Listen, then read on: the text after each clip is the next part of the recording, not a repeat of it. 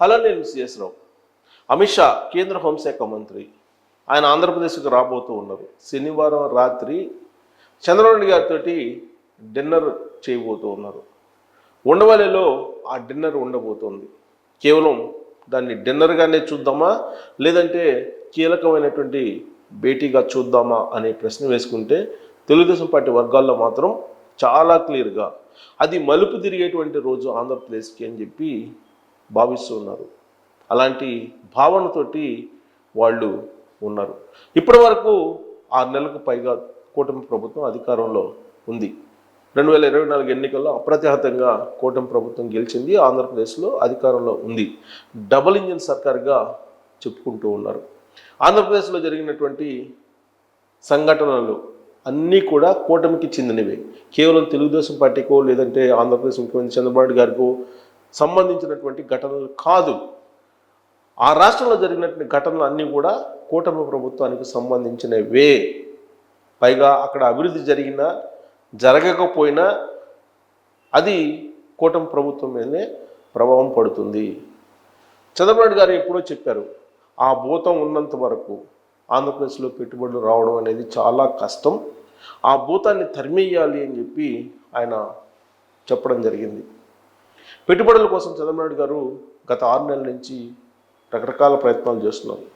Blank cheque రాసిస్తారని చెప్పి పారిశ్రామికవేత్తలకు చెప్తూ ఉన్నారు. అయినప్పటికీ ఆయన ఏదైతే లక్ష్యం పెట్టుకున్నారో ఆ లక్ష్యం దిశగా అడుగులు వేయడానికి ఉత్సాహంగా పారిశ్రామికవేత్తలు ముందుకు రాలేకపోతున్నారు.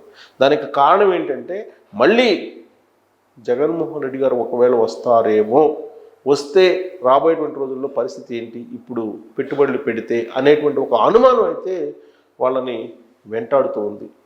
అందుకే దానికి క్లారిటీ తీసుకొచ్చేటువంటి ప్రయత్నం షా అలాగే చంద్రబాబు గారు ఇద్దరు డిన్నర్ వేదికగా చేసుకొని ఇవ్వబోతున్నారు అనేది ఒక చర్చ అయితే జరుగుతుంది. అంతేకాదు, ఈ మధ్యకాలంలో జగన్మోహన్ రెడ్డి గారు మాట్లాడినా, విజయసాయిరెడ్డి గారు మాట్లాడినా, లేదా వైఎస్ఆర్ కాంగ్రెస్ పార్టీలో ఉండేటువంటి కొంతమంది మాజీ మంత్రులు మాట్లాడినా బెదిరించేటువంటి దూరంలో ఉన్నాయి. యంత్రాంగాన్ని, ఐఏఎస్ని ఐపీఎస్ని బెదిరిస్తూ ఉన్నారు. సప్త సముద్రాల అవతల ఉన్నా కానీ తీసుకొచ్చి శిక్షిస్తానని చెప్పి ఒక ఐపీఎస్ గురించి జగన్మోహన్ రెడ్డి గారు చేసినటువంటి వ్యాఖ్య. తిరుపతిలో ఇటీవల బదిలైనటువంటి సుబ్బారాయుడు గురించి ప్రత్యేకించి ఆయన పేరు కూడా పెట్టి జగన్మోహన్ రెడ్డి గారు ఇచ్చినటువంటి వార్నింగ్, సప్త సముద్రాల అవతలున్నా తీసుకొస్తాను, తెలంగాణ క్యాడర్ కదా కాబట్టి తెలంగాణకి వెళ్ళిపోదామని చెప్పి అనుకుంటున్నామేమో, కానీ మళ్ళీ మేము అధికారంలోకి వస్తాం, మేము మళ్ళీ తీసుకొచ్చి శిక్షిస్తామని చెప్పి ఆయన చెప్తున్నారు. ఇంకా విజయసాయిరెడ్డి గారు అయితే నేరుగా చంద్రబాబు నాయుడు గారు బతికి ఉంటే మళ్ళీ మేము అధికారంలోకి వస్తున్నాం, అరెస్ట్ చేస్తాం ఆయన్ని అని చెప్పి ఆయన చెప్పారు. అంటే చంద్రబాబు నాయుడు గారు బతికి ఉంటే అని అంటే బతకనివ్వరా ఆయన్ని అనేటువంటి సందేహం కూడా కలిగింది తెలుగుదేశం పార్టీ క్యాడర్లో కూడా. ఇక మాజీ మంత్రి కాకాని గోవర్ధన్ రెడ్డి, ఆయనైతే ఏకంగా సిఐల్ని ఎస్ఐల్ని బట్టలు ఊడదీసి నిలబెడతానని చెప్పి ఆయన వార్నింగ్ ఇచ్చినటువంటి పరిస్థితిని మనం చూసాం. అలాగే ఇటీవల కడపలో టూర్కి వెళ్ళినటువంటి సందర్భంగా జగన్మోహన్ రెడ్డి గారు అక్కడ ఉన్నటువంటి డిఎస్పీని పిలిచి మరీ వార్నింగ్ ఇచ్చినటువంటి సిచ్యువేషన్ కలకలం రేపుతూ ఉంది. ఇలాంటి వార్నింగ్లు ఎన్నో ఉన్నాయి. ఈ మధ్యకాలంలో పోలీసులకు ప్రత్యేకించి ఎక్కువగా వార్నింగ్లు ఇస్తూ ఉన్నారు. పోలీసులు ఎదుటే సవాళ్ళు చేస్తున్నారు వైఎస్ఆర్ కాంగ్రెస్ పార్టీ వాళ్ళు.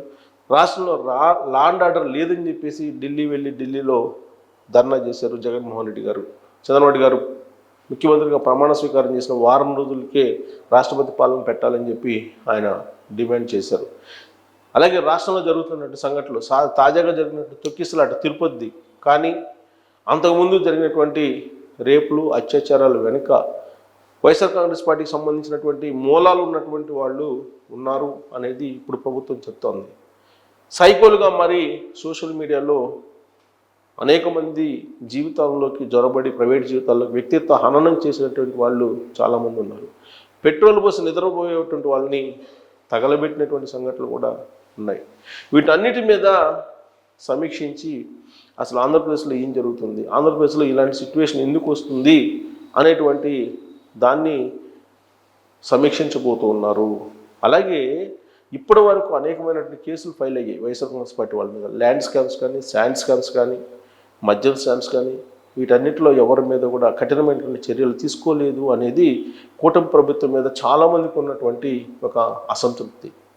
అందుకే ఈ మధ్యకాలంలో లోకేష్ చాలా క్లియర్గా చెప్పారు, రెడ్ బుక్ దానిపై అది చేసుకోబోతుంది, త్వరలో మద్యం స్కామ్లో, శాండ్ స్కామ్లో ఉన్నటువంటి వాళ్ళు అరెస్ట్ కాబోతున్నారు అనేటువంటి సంకేతాలు ఇచ్చారు. కేవలం 2 రోజుల క్రితమే పండగ సందర్భంగా ఆయన ఇలాంటి సంకేతాలు ఇచ్చారు. సీన్ కట్ చేస్తే శనివారం రోజు రాత్రి ఉండవల్లిలో చంద్రబాబు గారి ఇంటిలో అమిత్ షా కేంద్ర హోంశాఖ మంత్రి డిన్నర్ చేయబోతూ ఉన్నారు. మరుసటి రోజు ఎన్డీఆర్ఎఫ్ భవనానికి సంబంధించినటువంటి శంకుస్థాపన కార్యక్రమం ఉంది. అఫీషియల్గా ఆ కార్యక్రమం కనిపిస్తున్నప్పటికీ కూడా ఆ రోజు రాత్రి జరిగేటువంటి డిన్నర్లో ఏం జరగబోతుంది అనేదే చాలా కీలకం. ఆ భేటీ అనేది చాలా కీలకంగా పోతుంది. ఆ భేటీలో అమిత్ షాకి అన్ని ఆధారాలు మద్యానికి సంబంధించి కానీ లేదా శాండ్కి సంబంధించినటువంటి ఆధారాలు ఇవ్వబోతున్నారు.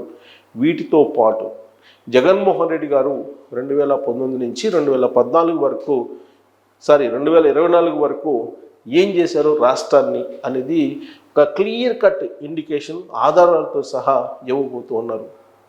అదంతా సమీక్షించిన తర్వాత మరి కేంద్ర హోంశాఖ మంత్రి అమిత్ షా గారు జగన్మోహన్ రెడ్డి బెయిల్ విషయంలో కొంత దూకుడుగా వెళ్ళేటువంటి అవకాశం ఉందా, ఆ బెయిల్ రద్దయితే కనుక ఆయన జైల్లోకి వెళ్ళే అవకాశం ఉంది. జగన్మోహన్ రెడ్డి గారు దాదాపు 12 ఏళ్ల నుంచి ఆ బెయిల్ ఉంది. ఇది న్యాయశాస్త్రానికి ఒక పెద్ద సవాలుగా మారింది. దేశవ్యాప్తంగా కూడా దీని గురించి చర్చించుకుంటున్నారు. ప్రపంచంలో ఉండేటువంటి తెలుగు వాళ్ళందరూ కూడా జగన్మోహన్ రెడ్డి గారి గురించే చర్చించుకుంటున్నారు. తాజాగా అమెరికా కోర్టులే జగన్మోహన్ రెడ్డి గారు లంచాలు తీసుకున్నారు సెకీ ఒప్పందాలు అనేటువంటిది కూడా బయటకు వచ్చింది. ఇలాంటి పరిస్థితుల్లో ఆయన బెయిల్ రద్దు చేసి జైలుకి పంపించేదానికి ఆ రోజు రాత్రి జరిగేటువంటి డిన్నర్ కార్యక్రమం కీలకం కాబోతుందా అని అంటే అవునని చెప్పి తెలుగుదేశం పార్టీకి సంబంధించినటువంటి క్యాడర్ కొంతమంది చాలా సీరియస్గా చర్చించుకుంటున్నారు.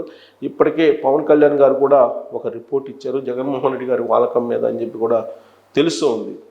సో అధికారుల్ని ఈ మధ్యకాలంలో ఒక ఎంపీడీఓని కొట్టారు వైఎస్ఆర్ కాంగ్రెస్ పార్టీ నేత. ఇలాంటి పరిస్థితి రాష్ట్రంలో ఉందని చెప్పి పవన్ కళ్యాణ్ గారు ఆల్రెడీ కేంద్ర హోంశాఖ మంత్రికి తెలియజేయడం జరిగింది. ఎంత పరిశీలించిన తర్వాత, సమీక్షించిన తర్వాత జగన్మోహన్ రెడ్డి గారి మీద కనుక సీరియస్ యాక్షన్ తీసుకోవాలని చెప్పి కేంద్ర ప్రభుత్వం భావిస్తే ఆయన జైలుకు వెళ్ళేటువంటి అవకాశాలు ఉన్నాయి అనేది ఇప్పుడు తాజాగా ఆంధ్రప్రదేశ్ పొలిటికల్ సర్కిల్స్లో సీరియస్గా జరుగుతున్నటువంటి చర్చ. మరి ఆ రోజు జరిగేటువంటి డిన్నర్లో మరి జగన్మోహన్ రెడ్డి గారిని అరెస్ట్ చేసేలాగా నిర్ణయాలు ఉంటాయా, కేవలం ఆ డిన్నరు సాదాసీదా డిన్నర్ అనుకోవాలా అనే దాని మీద కామెంట్ రూపంలో మీ అభిప్రాయాన్ని తెలియజేయచ్చు. Thank you very much.